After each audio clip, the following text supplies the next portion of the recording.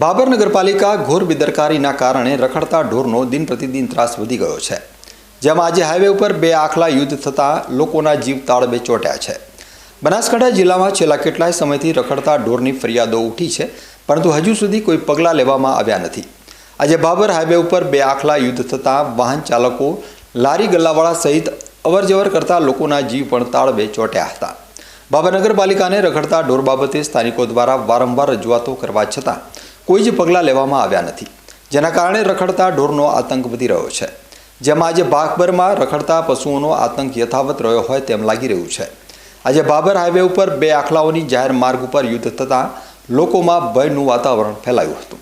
ત્યારે સ્થાનિક લોકોએ ધોકા અને પાણીનો માર મારી આખલાઓને જુદા પાડ્યા પછી રાહતનો દમ લીધો હતો.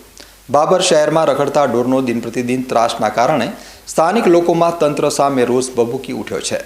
તંત્ર દ્વારા તાત્કાલિક ધોરણે રખડતા ઢોરને પકડીને પાંજરાપોળ કે ગૌશાળામાં મૂકવામાં આવે તેવી લોક માંગ ઉઠી છે.